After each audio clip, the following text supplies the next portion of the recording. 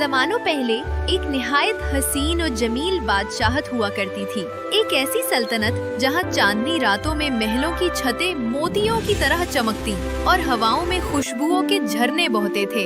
इस सल्तनत का बादशाह शेरदिल अपनी बहादुरी और इंसाफ के सबब दूर दूर तक मशहूर था, लेकिन अपने अहद की सारी जीतों और शानो शौकत के बावजूद उसके दिल का सुकून सिर्फ एक हस्ती से वाबस्ता था। वो थी उसकी महबूब बीवी रानी लबनी।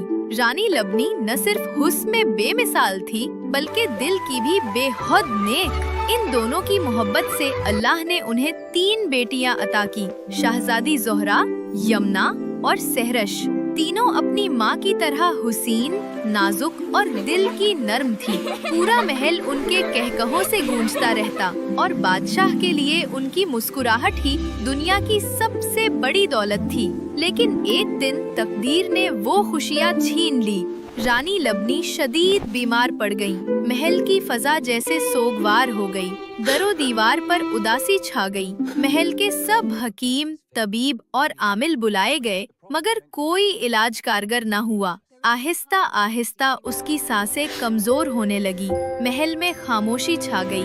शहजादियाँ दिन रात माँ के पास बैठी रहती, उनके नर्म हाथ पकड़कर रोती। एक दिन रानी लबनी ने कमजोर आवाज में बादशाह शेरदिल का हाथ थामा और बोली, मुझे लगता है अब मेरा वक्त करीब है, मगर एक वादा कीजिए जाओ। आप चाहें तो मेरे बाद किसी और से निकाह कर सकते हैं, ये आपका हक है, मगर खुदा के लिए मेरी बेटियों को कभी तन्हा मत छोड़ना, उनकी देखभाल खुद करना। ये कहकर उसने अपने शौहर के आंसू पूछे, मुस्कुराई और आंखें हमेशा के लिए बंद कर ली। इस लम्हे महल के हर चिराग की रोशनी जैसे मद्धम हो गई। पूरे मुल्क में सोग छा गया। बादशाह शेरदिल ने दिल ही दिल में अहद किया कि मैं अब किसी और औरत से शादी नहीं करूँगा। मेरी लबनी की याद और मेरी बेटियाँ ही मेरा सब कुछ हैं। अब बादशाह खुद अपनी बेटियों की परवरिश में लग गया। वो उनके साथ खेलता, उन्हें कहानियाँ सुनाता और उनके गम खुशी में बराबर शरीक रहता।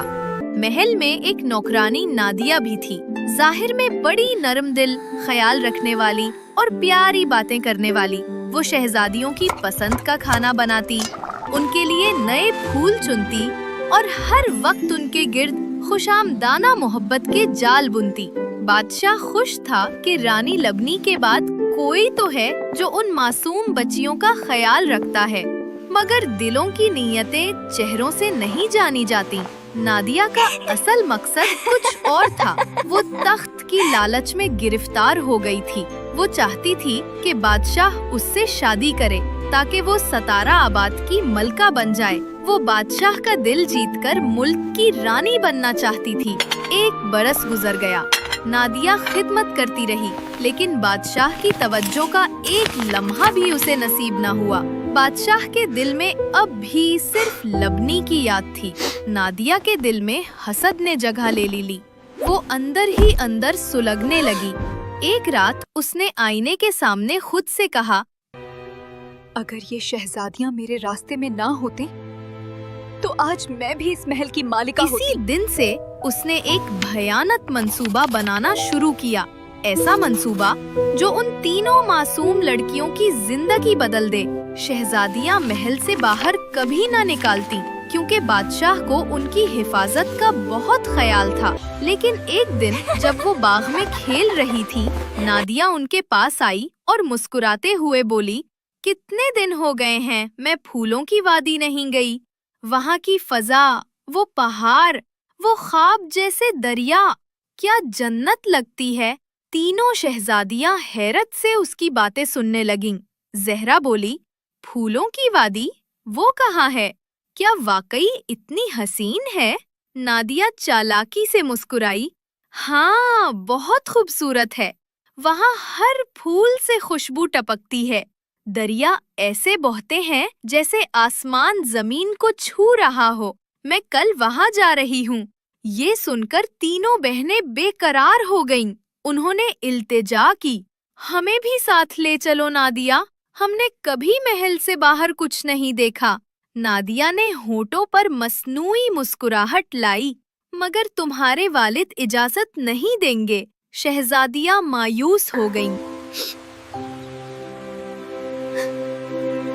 चंद लम्हे बाद नादिया ने कहा, अगर हम बादशाह से कहें कि हम सिर्फ बाजार जा रहे हैं और वहाँ से सीधा फूलों की वादी चल दें दो, तो कोई नहीं जाने। तीनों बहनों ने खुशी खुशी इस मंसूबे को मान लिया। उन्होंने बादशाह से बाजार जाने की इजाजत मांगी।